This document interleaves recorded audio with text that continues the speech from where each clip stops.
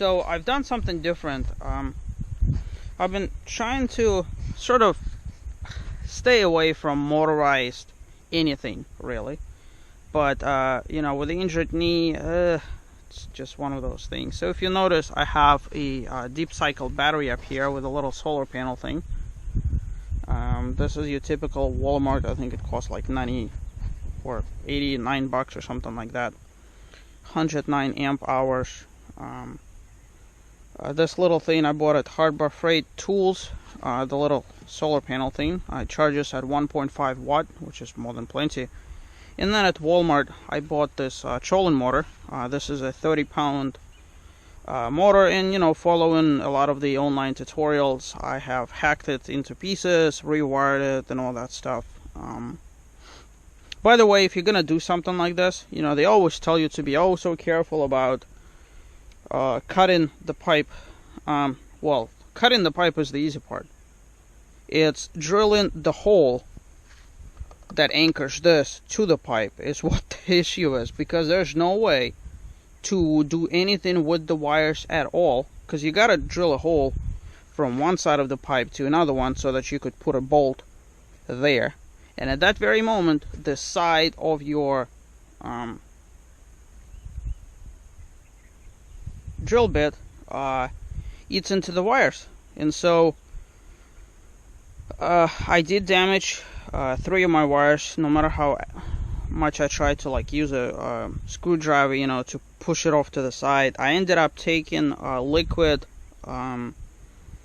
electrical tape and just smothering everything on the inside, and thankfully everything works. I've tested it. Well, this would be the first maiden voyage over the water, but 30-pound thing, you know, I've made it somewhat flush with the rest of this. And also another thing, I've taken my fish finder, and if you remember my previous videos, I had a battery there-ish. I've actually rewired it.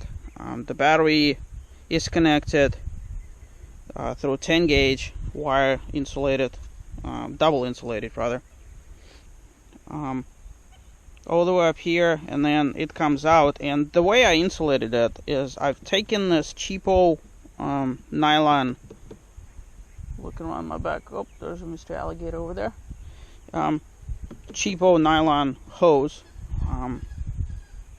and that's the same thing that goes all underneath of it. I'm sure at some point the wires will corrode, but you know how it goes. And so another thing, to temporarily secure the battery, I really didn't want to screw it in, because if you screw this to the kayak, you get to the point where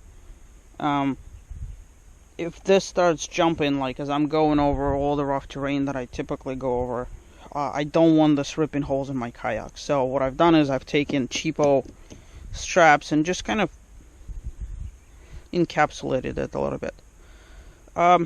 I have no faith in the motor, which is why I am going to be taking my blades with me, just to be sure. My knee hurts like a truck, so I really hope that I don't have to use this. But I will if I have to. And also, of course, I have the paddle. So my goal today, there's the alligator over there. You know, it's very easy to like talk to you guys and just have one of them come out here. That's why I keep looking around my shoulder. So I'm gonna put this somewhere around the kayak. Unfortunately, this doesn't fit in the front hatch, which is just stupid, but whatever. So my goal is to use nothing but the motor on this entire lake. Look at this guy. He's like, yo.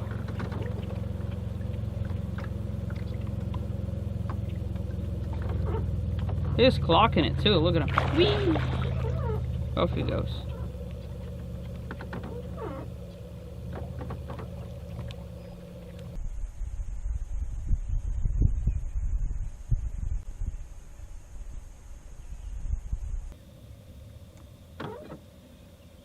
An obvious benefit is that I'm not aggravating my leg over it. Of course, that also implies that I'm not going to be putting an honest effort into actual kayaking. So this trolling motor thing is to be used only for long distances where I have a very specific need to, like, I have several areas scheduled that is just too far to actually get there. So I think that's when I'm going to be using the trolling motor. And then once I get there, I'll be using pedals. But then that puts a second question: where am I going to put the motor? Other than the back of the... well, I don't know. We'll cross that bridge when we get to it, I suppose.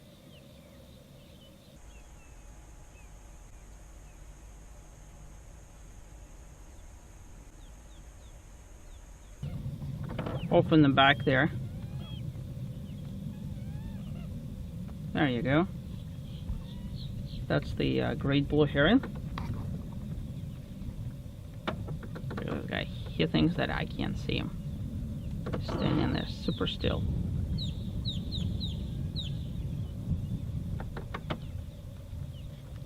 And you know, hilariously, he is...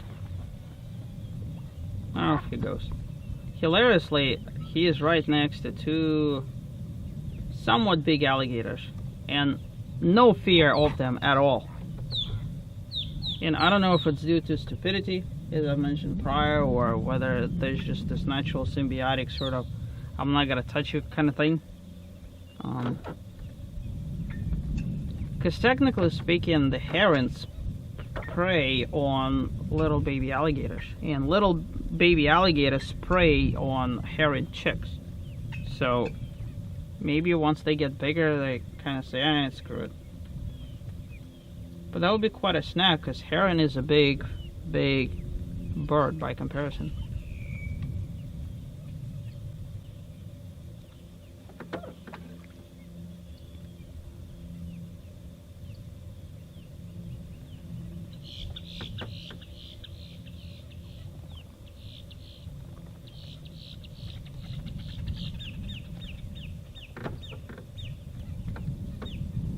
The catfish that you see splashing with the red tail, somewhat popular in the fish hobby.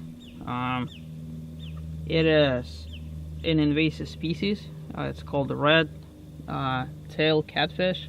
It eats just about anything and everything, and eventually it grows into massive proportions, like 4 feet or something like that, if you let it. There's this I don't want to call it sport, but it's an activity in which a lot of the country folk take part in. It's called noodling. It's when they go into the water and essentially noodle for fish. They shove their hands underwater into all sorts of crevices, hoping not to lose their hand to an alligator or a snapping turtle, and actually catch the catfish by the mouth. Take it out, you know, either eat it or just pose for the pictures and stuff like that. And that's kind of one of the fish that they try and catch.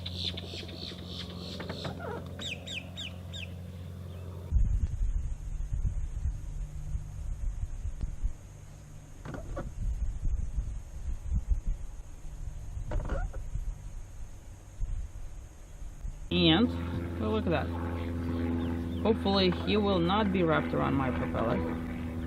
Alright, Mr. Alligator, look at it. That is both an aggressive and a defensive stance.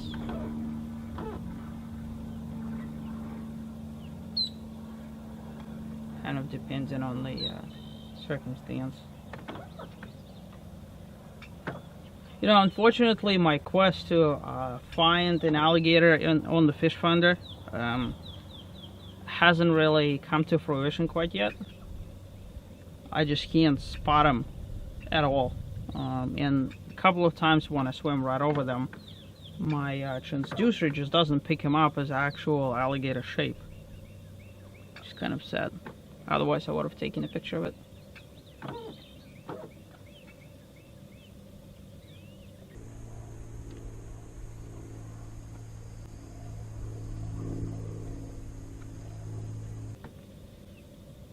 And just like that, the lake goes from 15 feet to Holy crap, I'm about to get stuck in the weeds.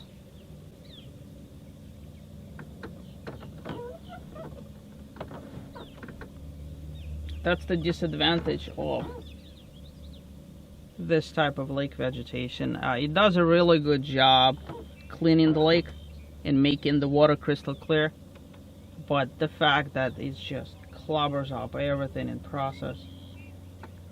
I mean, it was 15 feet, so the actual weeds are like 15 feet tall. So you really have to pay attention. I'm about to get stuck in all of this. Let's see if camera will pick this up. If you look through the water, if camera is even picking this up, the weeds are like almost at the water's edge.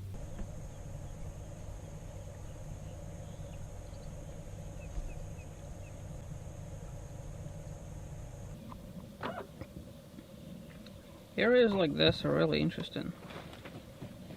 You get to see stuff like that. No, but it's a very like little cozy corner up here. Look at it. Nice and quiet, away from all the fuss.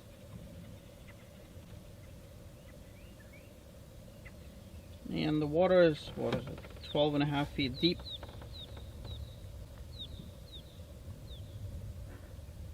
And I'm seeing a lot of fallen trees. You know, this area has been hit by the hurricane.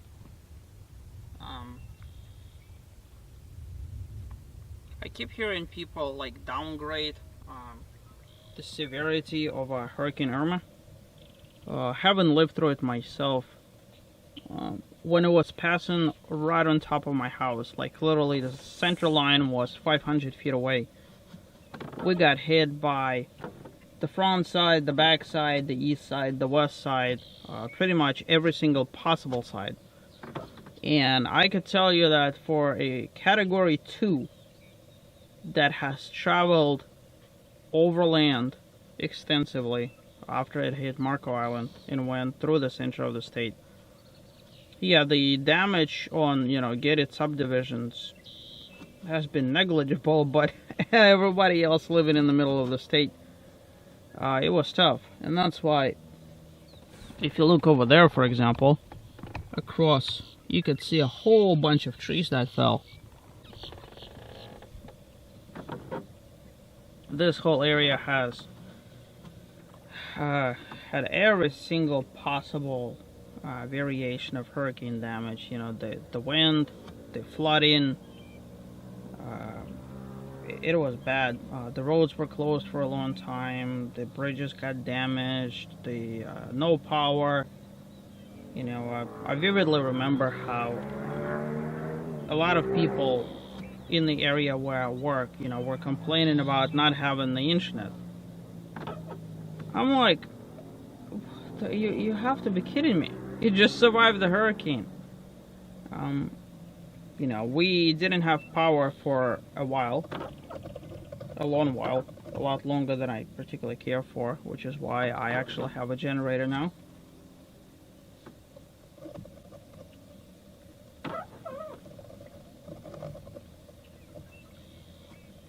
So I'm more or less prepared for the next time. But even though I don't think anything prepares you for it. I wonder what it was like here during the hurricane. You know, because all the wildlife, I mean, it doesn't really have anywhere to go. So all the birdies, all the alligators, all the fish, all the, you know, they have to hunker down for 100-mile-an-hour winds.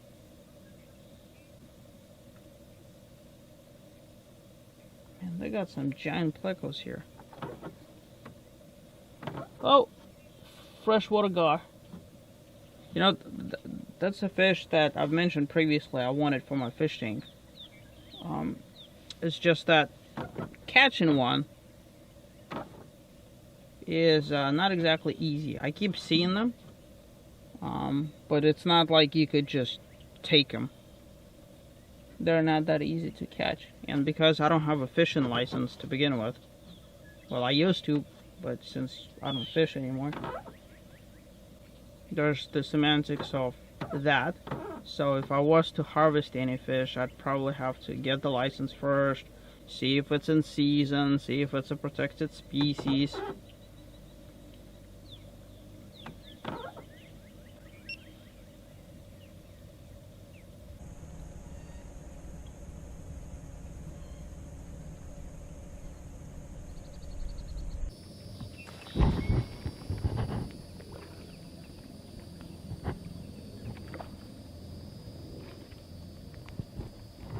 Beautiful, beautiful bird.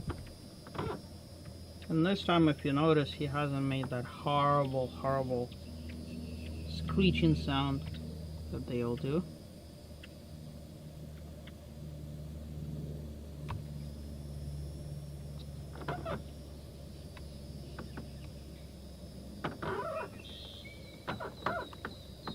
And I think off in the distance I see a limpkin. And like I mentioned previously, limpkins are a good indicator of the quality of your ecosystem. Then I gotta stick around. And you know what, I want to lubricate this thing. The steering mechanism in Hobie is essentially a rope or a cable thing. And the more you use it, you know, I don't even know how to make it stop squeaking like that. You can't just WD-40 that thing.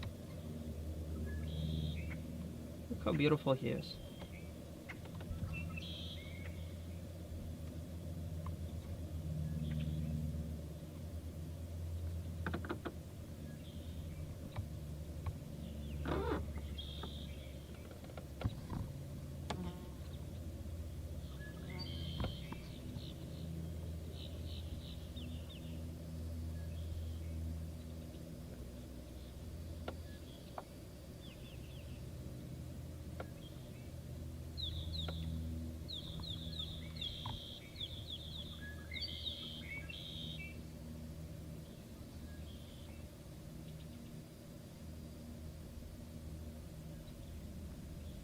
Now he is, believe it or not, in the hunting mode. When they stretch out their neck like this, it means, yep, see? He didn't go far. He knows there's a snake in there. Yeah, when they stretch out their neck like that, diagonally, is when they're actually homed in on the snake. Typically a water snake, like a garter snake, or moccasin or something of the sort.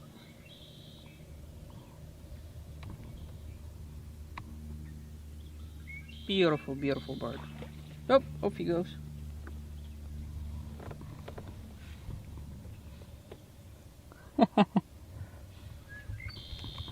By the way, this shot has been made possible with a trolling motor because I don't have to juggle videotaping and kicking pedals at the same time and maintaining. If you notice, my speed hasn't really changed.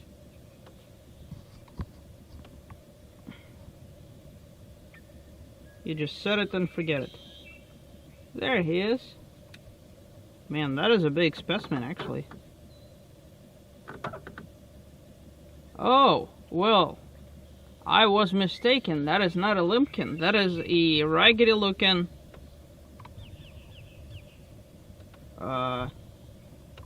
great heron. Maybe that's a female. I just don't see the typical fancy schmancy coloration. It's more of a brown color, if you notice.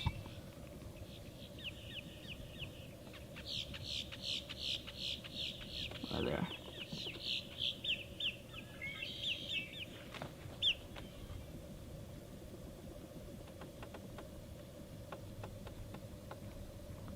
Big bird. And again, playing nice. None of that horrible screeching thing.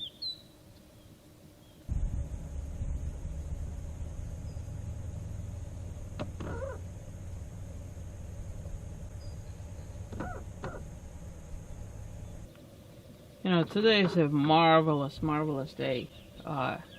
Judging by yesterday, you'd never think. Which is the reason why you always have to be prepared to go kayaking. Because yesterday it was blowing easily 15-20 mile an hour wind.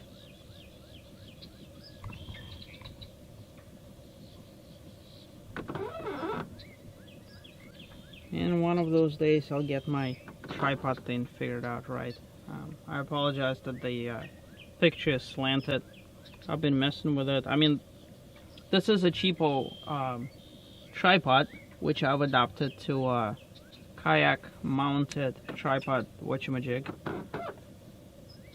It does the job, but unfortunately the way it's designed, it tends to list because of the weight, and there's no way to fix it other than by propping it. Whoa, whoops. Careful there. Yeah, I'm gonna have to fix it somehow.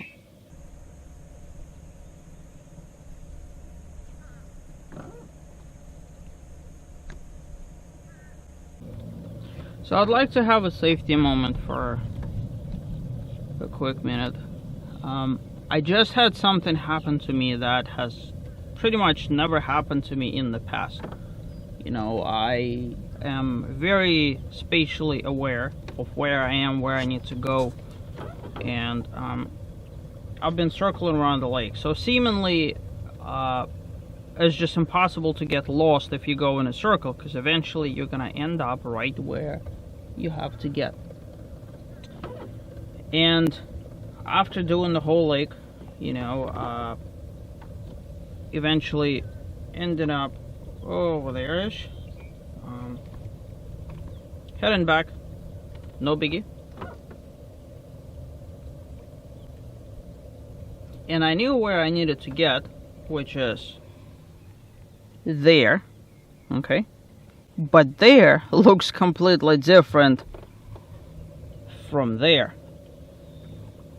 There looks nothing like what you remember it to be when you leave it. And so I'm gonna get out of here for a minute and loop back in, just to kind of demonstrate you what I'm talking about. This is definitely a safety concern. Those of you that go out, and you have to be able to find your way. So if you have a GPS, that definitely helps. I have one. If worst case scenario, I could rely on my smartphone GPS, or I could look on my fish finder GPS and get myself where I need to get. But with respect to actual safety, here, I'm gonna show you something. The place, I just want you to take note of how quickly this perspective changes.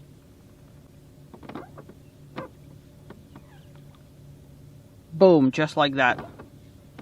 It looks nothing like what you left. Look at it.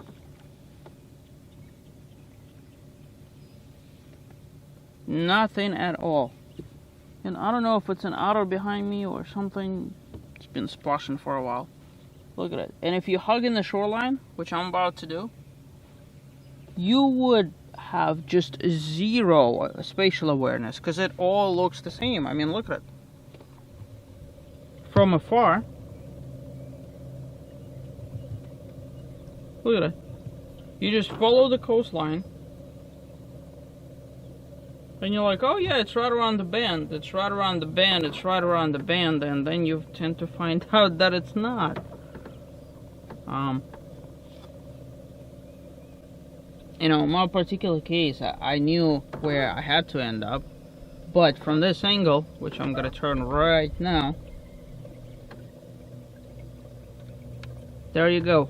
You have no idea whatsoever that the ramp is straight ahead. Like, you just physically would not know. As a matter of fact, from a distance away, that looks like a boat ramp, that looks like a boat ramp.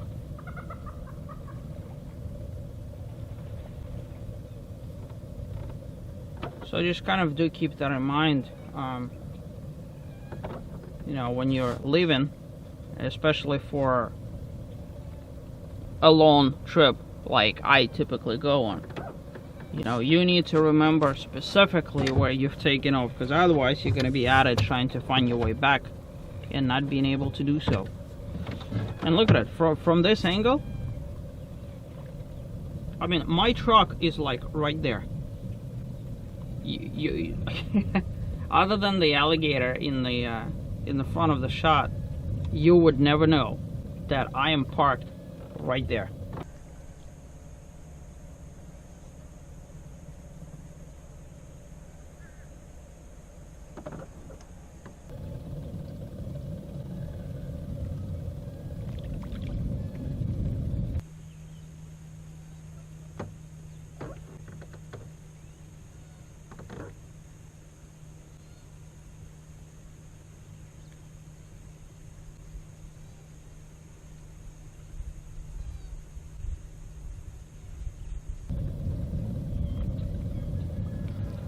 So there's that safety moment for you guys. Sobering reminder that other than the fish splashing, look at the fish showing off in front of the alligator. It is very easy to get lost. Just oh so easy. Look at it. And I still, like, getting closer to it, you still have no idea that this is a boat ramp. Look at it. No idea whatsoever. Just looks like any other patch. Just looks like over there, over there, over there. Still nothing. So kind of look over your shoulder every once in a while. That way you remember what it looks like from a different perspective.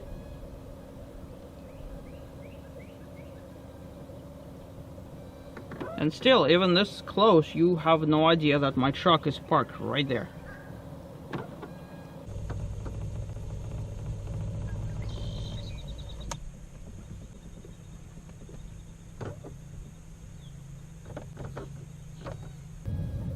And those of you that frequent, let's say, a river or any sort of waterway, do it in reverse and see how that goes. You know, all the things that you're used to seeing, they look completely different from another angle.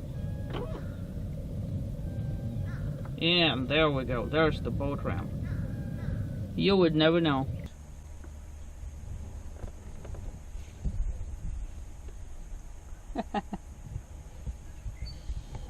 By the way, this shot has been made possible with a trolling motor, because I don't have to juggle videotaping and kicking pedals at the same time and maintaining. If you notice, my speed hasn't really changed.